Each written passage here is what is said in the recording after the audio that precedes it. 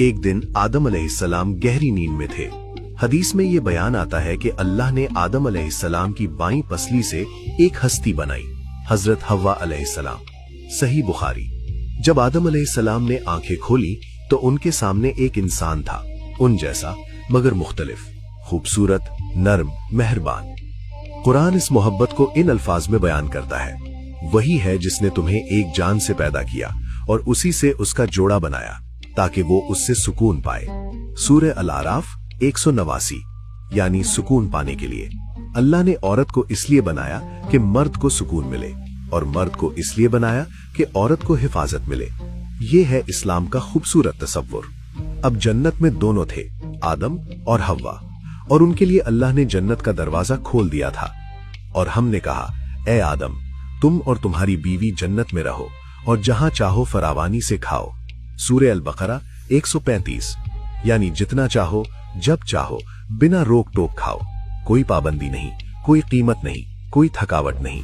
सिर्फ एक हुक्म था, सिर्फ एक। इल्म की पहली क्लास।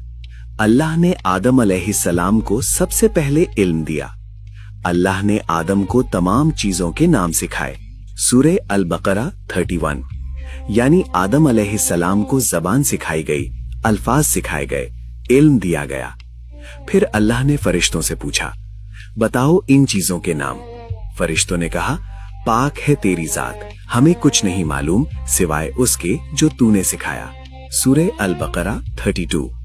और आदम अलैहिस्सलाम ने एक एक चीज का नाम बताया। फरिश्ते हैरान रह गए। हजरत आदम और हव्वा अलैहिमुस्सलाम जन्नत में आजादी से घूमते थे, जन्नत के बागों में, नहरों के किनारे, फलों के दरख्तों के नीचे। जन्नत में वक्त का एहसास अलग होता है। वहां थकावट नहीं होती, भूख तकलीफ नहीं देती, प्यास सताती नहीं। फरिश्ते उनकी खिदमत में हाजिर थे। अल्लाह से सीधा बात। सबसे बड़ा एजाज ये था कि आदम अलैहिस्सलाम अल्लाह के साथ सीधा कलाम करते थे। ये वो नेमत है जो बाद में सिर्फ चंद नबियों को मिली। वो अल्लाह के अहकाम सुनते, उसकी तस्बीह करते, उसका शुक्र अदा करते। ये जन्नत में उनकी रोजमर्रा